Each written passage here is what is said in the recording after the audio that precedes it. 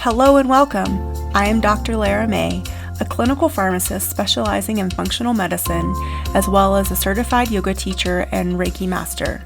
I run a truly integrative health coaching practice encompassing functional medicine lab testing, yoga and meditation, and a sprinkling of Reiki energy medicine.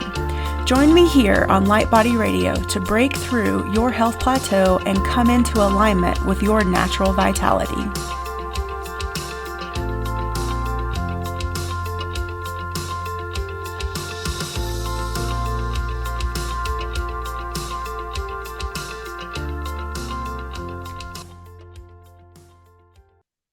Hello and welcome to Light Body Radio. I'm your host, Dr. Lara May, and today we have with us Dr. Stephanie Bacon. Welcome, welcome. She is a passionate and fun-loving human who wants to share the freedom of a life authentically lived with all who are yearning for peace, purpose, and connection. Her path includes 25 years as an educator, 19 years of mothering, a master's degree in curriculum and instruction, academic and instructional coaching, a decade of teachers union leadership, a divorce. She says there should be a certificate for this. Yes, probably. And several drafts and a rewrite of her own life. She is an internationally published author and a breathwork facilitator, and she just completed her PhD this year. Congratulations. And her research focuses on impact of teacher emotional health and well-being on student outcomes, which I think is fascinating. And that's why I wanted to have you on and bring more of this work into conversation and bring light to it. So welcome. Thank you so much for having me. I'm excited to be here and have this conversation. Yeah, so I always like to get started with just a little bit of background about your journey and why you're passionate about your work. So however you would like to tell us your story. Absolutely. So my mother was a teacher, and when I was growing up, we would spend a lot of time in the car going to and from sports. So I'm sure your audience can appreciate that when you're driving your kids to and from sports, you wind up having some great conversations.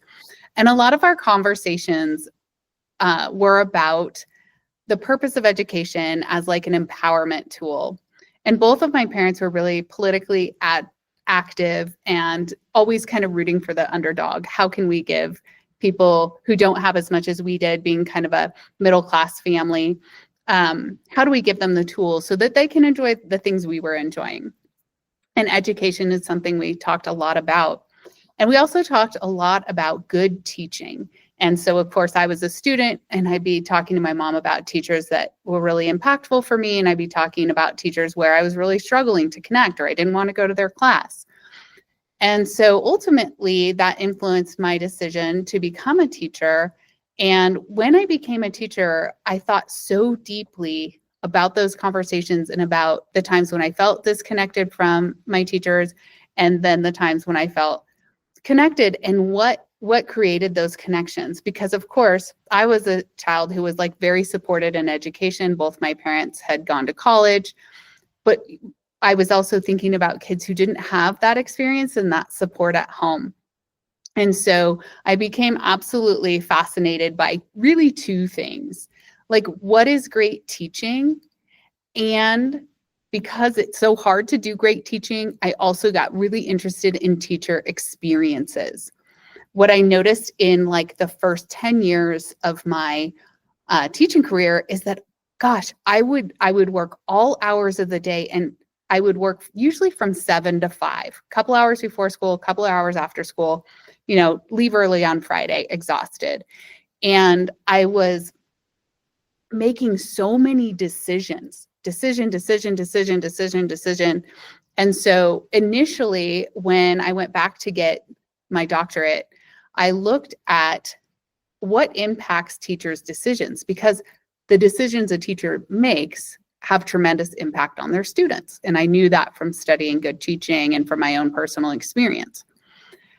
During this time, like right in the middle of my doctoral program, I was struggling in my marriage and seeking a lot of different support. And through that process, I started, instead of working with a therapist, working with a life coach. And this life coach showed me something that I hadn't seen before. And by this time, I'm in my mid-40s. And she helped to show me first of all, how important my own well-being was, like taking care of myself in Mhm. terms of taking care of my students and my family. She also showed me how freeing it was to take 100% responsibility for my experience. And I could only do that if I stopped trying to be perfect. So, along that journey of abandoning imperfection, Mhm. I was able to notice then, like, what my real feelings were. Because when you're trying to be perfect, all you're trying to do is spin things so that you can kind of maintain, like, if something bad goes wrong, bad happens in the classroom or with your family or with a friend, you have an excuse. When you abandon imperfection, you can say, wow, well, I was actually feeling this way, but I didn't know what to do. Or I was really feeling exhausted and I just blew it. And so then I started to notice, wow, this actually really impacts my teaching. And so when I abandoned imperfection, I noticed that the way I interacted with my students became so different. I was able to connect with my students more deeply. There was less stress and tension in my body, less stress and tension in their bodies.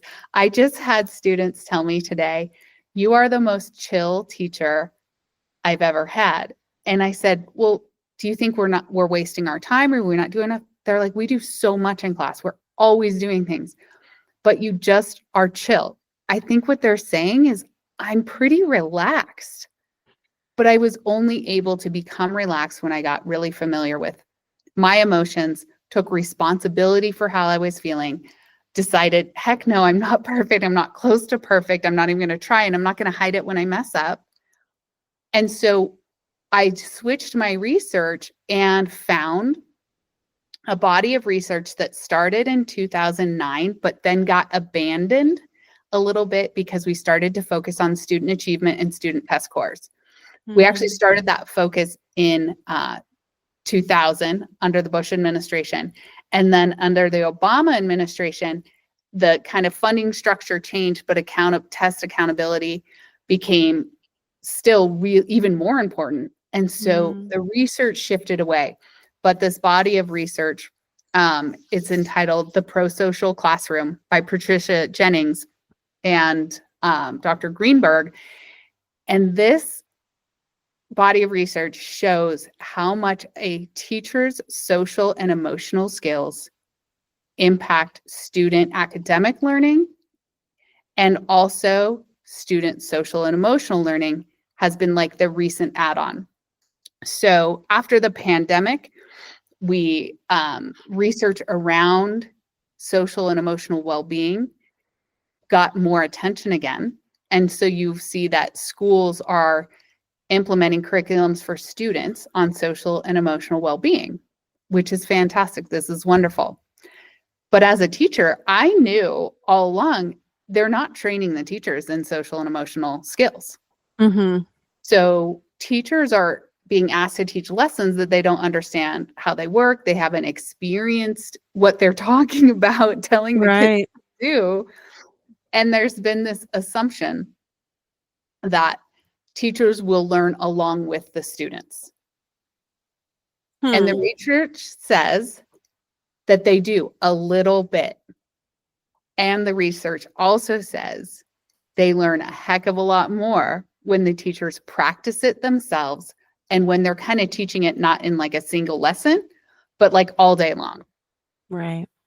And so that is where I ended up really focusing my research. And as I shift out of the classroom, currently I'm in classroom teacher full time.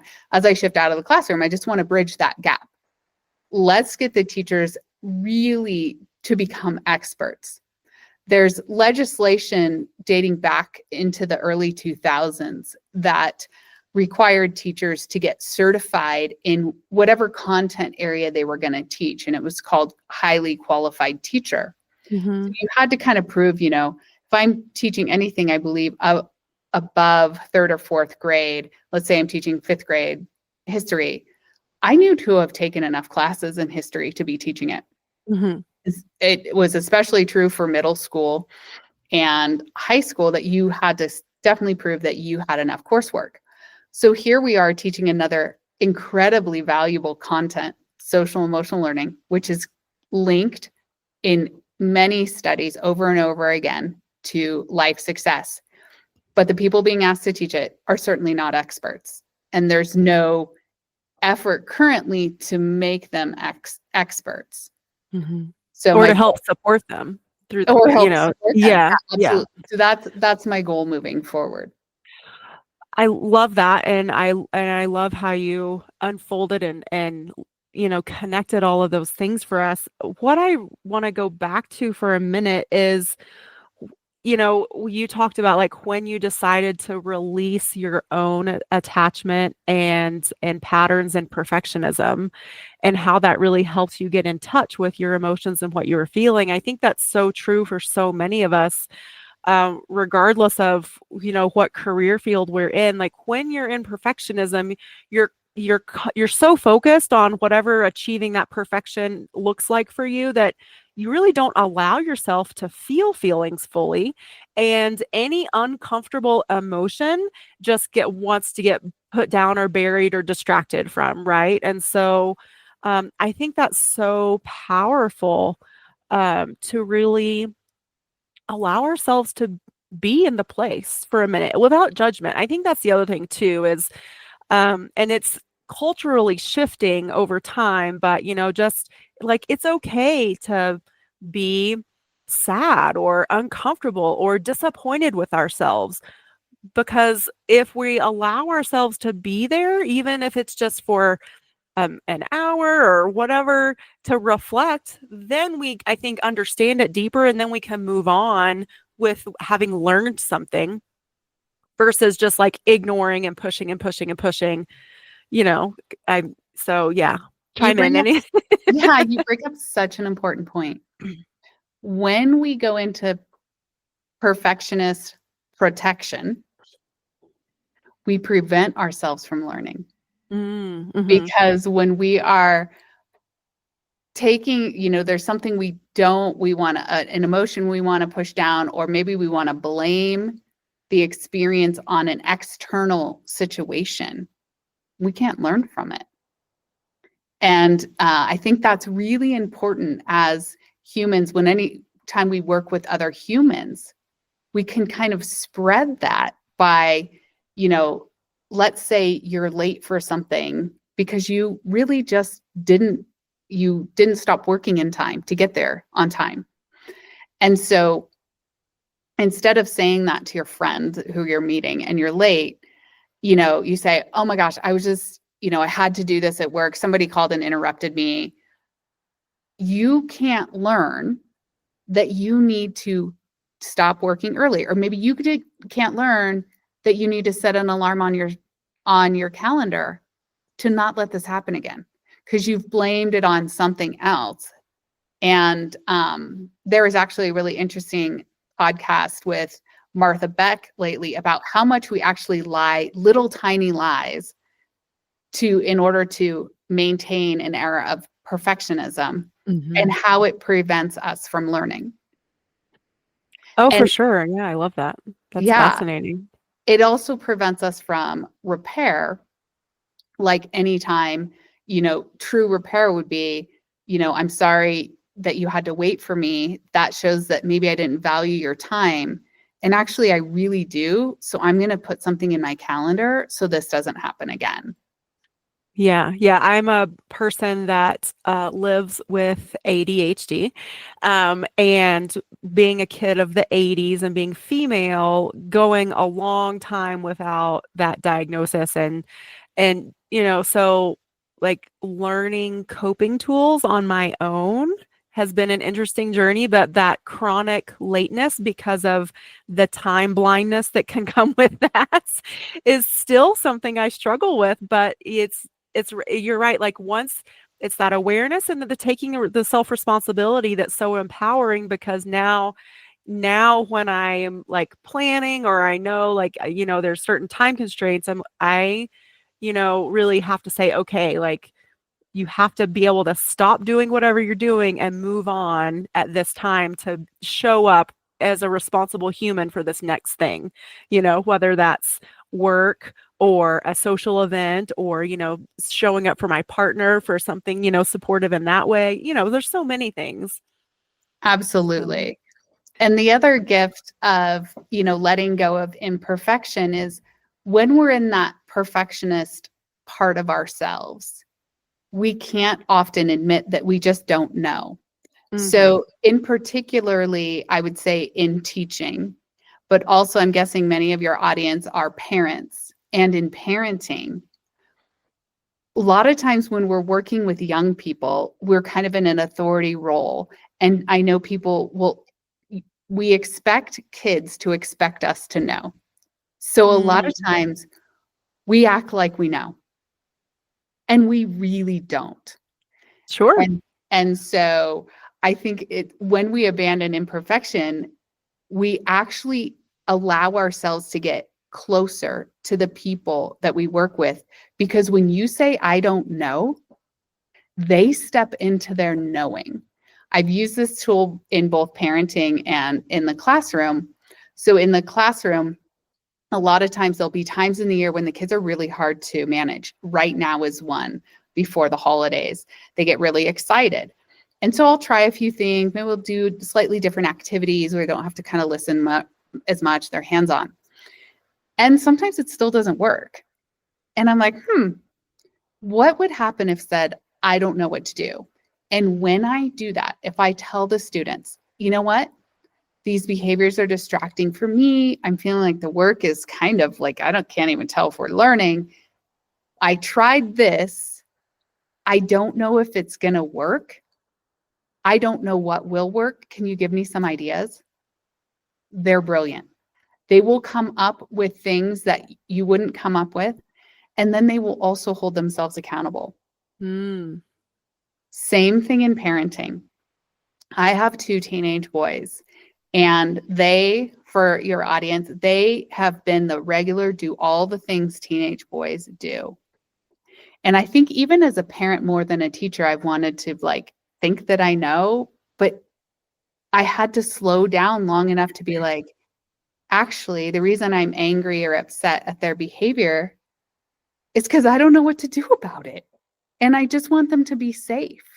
mhm, So when I stopped the conversation from being, how can I punish you so this doesn't happen again? And by punish, I was not beating my children. I was taking away their phones and car privileges and going out with friends. yeah, But when I switched the conversation to, this is emotional for me because I'm scared and I don't know what to do about it, and I feel like I should know what to do about it, the conversations with my teenagers absolutely changed how we resolve conflict. I am closer to these boys than I've ever been. I'm as close to them as I am with my best friends because we talk about these uncomfortable emotions. But I couldn't do that when I was being perfect. mhm. Yeah, and again, like changing how we were parented. And of course, I think all parents show up with the best they can with the tools they were given. And so, just recognizing that that's ever evolving. And just because we were parented in a certain way doesn't mean that that's how we have to parent. And again, like being forgiving with ourselves, again, like releasing that perfectionism, but then also like being gentle and self-forgiving, I think is huge. And the other thing I want to, bring it back into that you sort of talked about earlier, but I want to talk about a little deeper is the effects that our energy have on those around us. Like in your situation and for teachers, like your energy on your classroom and your students. But it could still be like, anyone's energy and their coworkers and again like their partner, their family, their kids, and how again it's not something that we're taught to think about really, but I think as we become more self-aware then it starts to become very much more self-evident like how important and how powerful that is. Yeah. So I'd love to talk about this. because there's some tangible examples. And there's also then just like kind of the more what we sense examples. But first of all, I just want to offer this piece of information. I got this a couple years ago, and it was from Kathy Heller, who also has a podcast. And I did one of her online courses. And one thing she said that I never forgot, she said, if you have two guitars in a room and you pluck the G chord on one guitar, only the G chord on the other guitar will vibrate.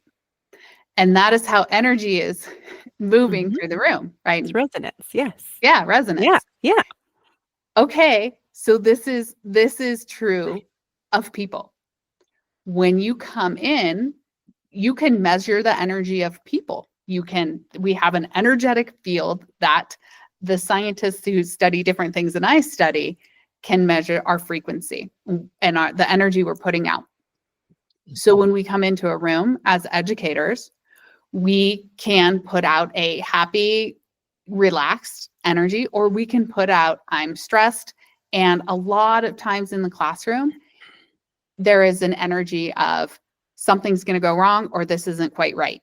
Because your goal is you've been told to take this diverse group of humans and get them to one standardized location, right? Right. Yeah, kind of like trying to homogenize something that is naturally, Never heterogeneous. gonna be homogenous. Yeah, never going to be homogenous. Thank God for that too. Yes, right. That's how we have created these amazing things we've created as humans. It's Yeah. just our Yeah. diversity. So this has actually been measured multiple times in what's called a stress contagion theory or study. And it's where they take teachers' self-reported stress levels and they correlate it to the amount of cortisol in the saliva of their students. Mm. And students who have a higher self-reported stress level, their students have more cortisol in their saliva, the stress hormone. So it's really important that we recognize that our energy does transfer. Mm-hmm. And a tool that I've actually noticed works quite well in terms of changing my own energy and the way students interact with me is just by smiling more. So there are studies that say smiling can just make you feel better. And then it totally changes how people interpret everything. So, for example, today I had some goofiness happening in class at the end of the day. And I just smiled and was like, oh my goodness, what is going on? Mm-hmm. And in that way, I didn't have to say, when you change your tone, like, listen up, that's too loud, we have to stop it now. Now I've got the energy of shut it down. Well, what if I just shut down the learning too? Yeah. Like, what they're usually thinking is like, it wasn't really that big a deal, or we're just having fun. I mean, kids are kids. Sure. Think about when all of us were young, 8 to 18, we were still like so silly. And adults need to realize like, you've got to leave some room for that. Yeah. And so again, it's so clear. So I look at teachers as like ripple makers and educators as ripple makers. Same with people in healthcare or healing professions. It's like your energy will impact the people around you. And what kind of ripples are you going to make? Mm-hmm. And that's one of the reasons I was so excited to have you on too, because me being in healthcare, I see so much of this like as parallels and can definitely translate to our healthcare workers, which again are really struggling with burnout and trying to navigate stress on their own, but then also, how does that fit in with their practices and their, seeing patients or whatever, kind of work environment that they're in. And so, yeah, I really appreciate all of this perspective and the depth that you're able to offer here. So I do want to like sort of ask you though, like what is SEL on your website, which is stephaniebacon.net? You definitely mentioned this, but what is it? So for our audience. Yes. And to clarify, that website is young and needs a little bit of overhaul, Oh, it's friends in the beautiful, I thought, audience. but okay. But there's some basic stuff there for sure. Yeah. SEL is social and emotional learning. And it's both a noun and a verb, meaning that it is a thing, like a content, a chunk, a list of skills. And it's also a verb, like learning. How do we get people to learn this? That term SEL is mostly used when we're talking about children. Okay. And by children, I mean like 0 to 18. Okay. And there are programs designed to teach kids SEL, social and emotional learning, at really pre-kindergarten to 12th grade. And then another important term, and this relates to both educators and healthcare professionals, is social and emotional competence, which everyone's understanding of the word competence, you would figure out that if you've learned all the social and emotional learning skills, you develop social and emotional competence. And it's really that competence that impacts the way you move through the world. And to your previous comment, it impacts your likelihood of getting burned out. So there are also studies that link social and emotional competence, meaning you have the skills. I'll talk actually about what social and emotional competence is in just a second.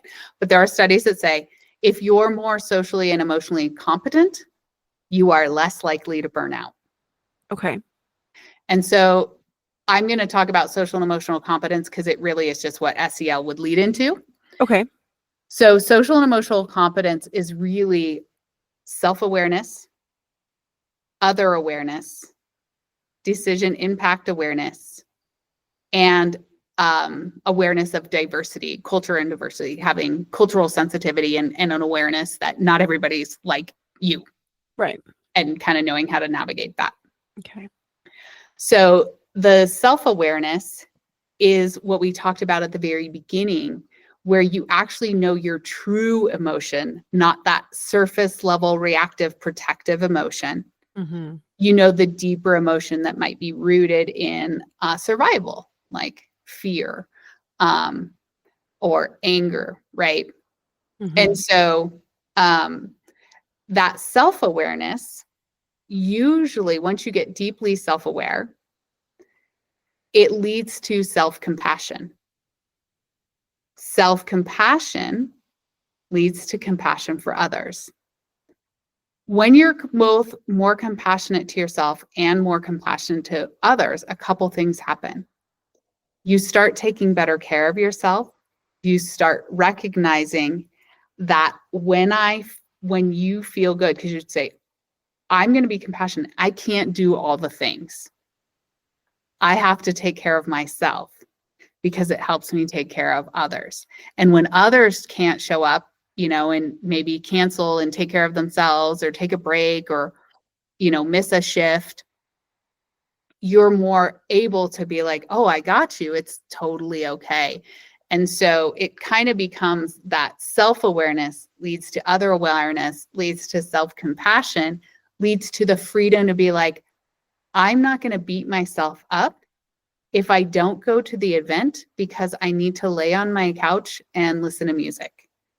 Or I don't go to the gathering because I need to be alone and take a hike. Or, I will be a better teacher if I don't grade papers all weekend and I actually let my brain rest. Mm-hmm. So that's how social and emotional competence leads to less likelihood of burnout, because ultimately you are not taxing your nervous system, which is another huge component of social and emotional well-being, which is interesting to me. The current research, and I'm not sure exactly why, I want to follow up with the lead researchers. The tie to the nervous system has not yet been clarified a ton in the research. And so I would add, if I were going to create my own definition of social and emotional competence, it would include that you have multiple ways to regulate your nervous system. Because until we regulate the nervous system, we can't be self-aware. When we are I would dysregulated. yeah, when you're in fight or flight, but that's exactly where you are, like, you're looking for either a way to self-defend or just get the F away. So and yeah, you can't focus on other things when you're in fight or flight, and we know when we're in fight or flight that that raises our cortisol, that then, raises our blood sugar, which, creates all this inflammation, and then like trickle down effects, whether it's cardiac disease or hypertension or all these other things. So yeah, absolutely. Yeah. Yeah. So that would say, I actually think it's the first line of defense. Anything is going wrong in your life, anything. What can you do to regulate your nervous system? So I've noticed, like, at the end of the school day, I may have a ton of work to do after school, but I don't even do it as well until I just take literally like 2 minutes to put on a song, slow my breath. Then I could maybe, what winds up happening is I can make a list of like the order of priority. And Mhm. I've just downshifted into a place where I can actually access my full potential. So, from my perspective, the first step towards social emotional competence is knowing how to regulate your nervous system. Love that. I love it. And so I want to ask you this too, like maybe we're kind of going, I'm leading this sort of in a backwards direction, but whatever, this is where my brain is going right now. I know in the healthcare world, there is more discussion these days about balance and self-care and all of these, self-regulating things. However, like you said, it's not being taught to the practitioners. Like, if we want to actually learn it, we have to learn it on our own, let alone implement it in our day. And then also, too, there's still this culture within of the expectation of overworking and overgiving of ourselves, like constantly being asked to pick up shifts or constantly being asked to take on an extra project in addition to your normal workload. And the expectation is that you're just supposed to say yes. And if you don't say yes, then it's kind of, looked down upon instead of, in some way, shape, or form, acknowledging that what your baseline job is with the description is enough, and then anything above and beyond is amazing, but should also be like coordinated in a way that's supportive and healthy instead of just like draining. Is it like that for teachers too? Absolutely. And so I just want to speak to, I'm going to just jump right into solution. And Beautiful. the solution is trust, time, and training. And the reason I say trust first, because I was actually looping it around in my mind as you were talking, is because the first thing people have to do, and these are leaders, so you're talking educational leaders, and you're talking administrators in the healthcare industry. They can access the research and they need to trust it because the research is clear in all fields that when people have a regulated nervous system, they do a lot better work. When they have the social and emotional skills to navigate challenging situations and conversations, whether it's with patients or colleagues, they have you have a more productive employee, right? The employee who has just had a snarky interaction with a colleague goes on to not do great work Mm-hmm. for Yeah. two reasons. Then their nervous system is elevated and they're not using their full brain capacity. Yeah. If we want to change outcomes for patients and for students, what we need is the humans who are serving them to be accessing their full potential, meaning that they're calm, they can be thinking about, maybe what relevant recent trainings would work, recent articles they've read, and you cannot do that if you're navigating a world either in fight and flight or in fear. So the one thing is you have to trust. You have to trust in the power of keeping people socially and emotionally well with regulated nervous systems. Then you give the time. So the trust comes first, because then you know, if I give, let's say we give people 45 minutes a day, that 45 minutes is going to leverage significantly better outcomes, right? Mm-hmm. And there is a study that links the impact of social and emotional learning in schools. And essentially, it's something like, and I hope I don't get this wrong, people, if I get this wrong, I apologize, but I already said I'm not perfect. But it's like for every $1 you put into social and emotional learning, you get $11 of leveraged educational impact. Wow. And I'd be happy to look up the study if you wanted to link it in your notes, but it would take me a day or two to pull it out. No But rush. it's in my bag. Sure. Yeah, Um, that's powerful. That's yes, significant too, especially like, sorry to interrupt you real quick, but especially as in the healthcare world where everything is, trying to be distilled down to a monetary value, and when you go to your doctor, if you get 15 minutes, you're lucky, like that monetary translation is huge, I think. absolutely. And when you talk about in the medical field where you do get 15 minutes, if those first 3 minutes are the physician coming in, calm, how are you? How have you been feeling? The next 3 minutes with the patient, see, they've been able to relax and they've gotten that smile and like, it's going to be okay. And then that person is able to really access what's true for them, leading to probably better information in that interaction. Right? Right. Yeah. I know when I've had physicians come in and they look like they're in a hurry, and I'm like, oh God, I better spit this out fast. I better not ask any questions. Right. Or sometimes you completely forget like maybe half or all of what you even came there for. Totally. Yeah. I don't want to make their job harder. I'm just like, oh my God, how can I be a good girl? And like, they're in a hurry and I'll spit it out. So yeah, that's what's so important is there are studies now. I'm sure there's more than one, but this one was looking at, the $1 to the $11. And so then we've got trust, then time.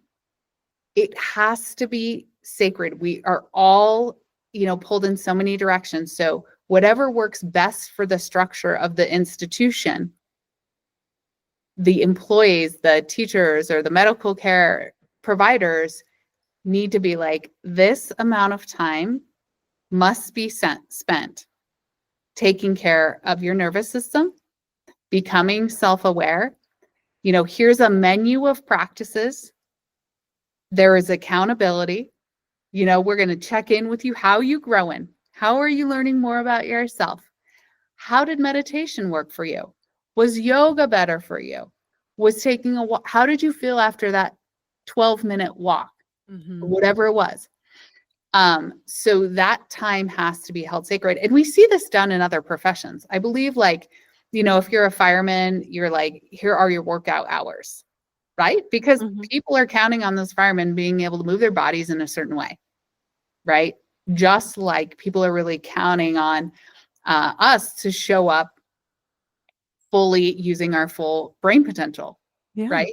And heart potential and ability to be human, because this is such a human-centric, medical field and education are so human-centric. Oh, for sure. Yeah.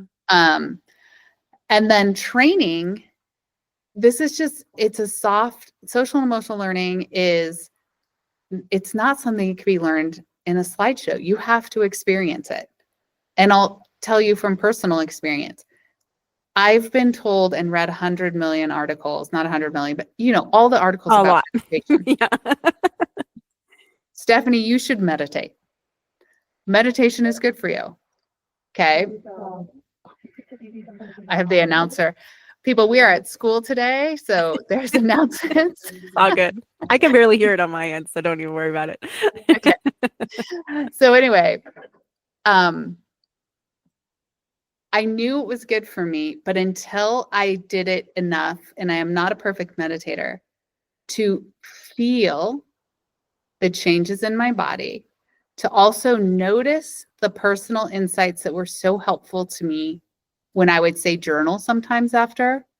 So, really, I have a short practice, maybe meditate for 10 minutes and journal for 5 to 10 minutes. And I had to feel and notice how that impacted me. For example, I would meditate and then I'd be journaling, and I would, as I was journaling, think of a new idea to try with my teenager, something that couldn't have come out of me before. Mhm. And so people need to have that experience or they're not going to do it, which means you can't go through a training one day a year at the beginning and say, today is mindfulness training, and you will be mindful after. You have to say, we are committing to these practices. They are part of your day, which is a monetary investment, but I'm telling you, we're going to get it back. This is part of your day. You're going to do this. We're going to check in with you. What did you notice? Maybe you're going to have a group of people you talk about. There's going to be choice, but we are going to slow down long enough for people to feel the difference. And a lot of times people will feel it in their personal lives before they'll feel it in their work lives. And that's okay. Because once you feel it in your personal, you're like, ooh, that's good. And a lot of times people be motivated to continue a mindfulness practice or a self-awareness practice because it's helping them in their personal life. Mm-hmm. Because that kind of, I mean, let's be real, that's what motivates us a lot. You know, I know a lot of us are motivated professionally as well, but personal life is so important too. Yeah. And that's how we keep the practice going. Yeah. Yeah, beautiful. I love that. And I think too, I know, teaching is very similar to healthcare in that when people choose that as a career, I've I hear so many people, and I can attest to it myself, it's a calling. It's not just a job. Right. And sometimes when we're struggling, especially when we're going through burnout, we have to, I think, have that reality check that while you might feel called and you're very invested because you're passionate, it is a job. And your self-health and self-care and your personal relationships are actually more important than your job. Right. And so Absolutely.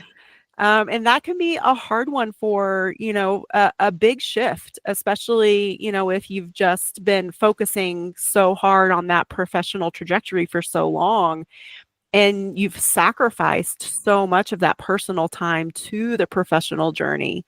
But I think once you, again, like sort of change your perspective and divert the focus inward, then again, like that awareness, that richness, you start to see, like you said, the shifts in your personal life sooner. So then that becomes more connected and fulfilled. And then you see the trickle and the reflection into your professional life as well, which is beautiful. Yeah, absolutely. I like to remind people, like, when we look at the great things that the ancient people created, like people, how people built the pyramids before bulldozers and excavators to lift the stones, right? People did this when their nervous systems were not constantly stimulated. They were bored. What was going on to do? Not much. So they had access to their whole person because other than, obviously providing themselves with the basic human needs, food, shelter, and water, there wasn't that much stimulation on the nervous system. There was that quiet. So they're playing around with ideas and talking to each other about ideas. They had access to their full person.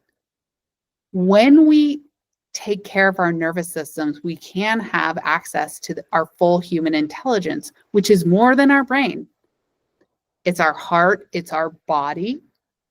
Our body is always sending us messages. In fact, When I was being trained as a breathwork facilitator, I learned that 80% of the messages between your brain and body are from body to brain, and 20% are from brain to body.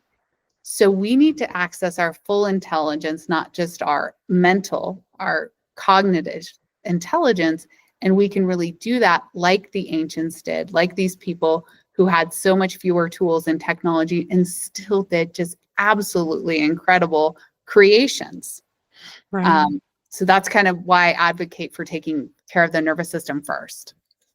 Oh, for sure. And I've seen more and more lately on the socials that I follow that, like the Gen Xers and the early millennials were some of the last generations to have those periods of boredom because we literally didn't have the devices in our hands 24/7 like we do today. And so now Exactly. I think that challenges us both as teachers, educators, healthcare workers, to when we interact with our students, whatever that dynamic is, to remind them and ourselves to put down the device, disconnect from the technology. Like you said, go outside or get silent and still in some way, shape, or form, and just bask in that. And, again, like find that connection. Absolutely. It's really, really important. Yeah. Well, oh my gosh, I feel like you and I could talk all day. So we'll definitely, have to have you back, especially as your research evolves, because I think it's super fascinating.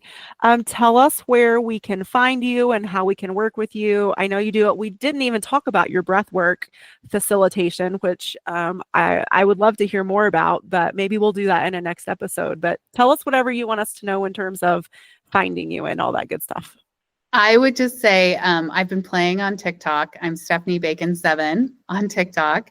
And that's where I just drop little tidbits about social and emotional competence and how it can look in the classroom. Or actually, I kind of go back and forth between classroom and parenting because so many of us are parents and Mhm. they're so related. And I drop some research in there. And then stephaniebacon.net is where you could read, find me and read some writing that I've done, listen to other podcast interviews that I've done, and reach out to me at info@stephaniebacon.net. Beautiful. Well, thank you so much. We appreciate your time and your curiosity and all this work that you're doing. Thank you so much. Yeah, it's been a And pleasure. Thank you. yeah. All right, everybody. Definitely check out Stephanie.bacon7 on TikTok. I definitely will. And stephaniebacon.net. And we will have her back to discuss more the breathwork aspect in more detail in maybe a month or so, or whenever our calendars sync up. So thank you so much. And we will definitely catch you on the flip side, everyone. Bye, everybody.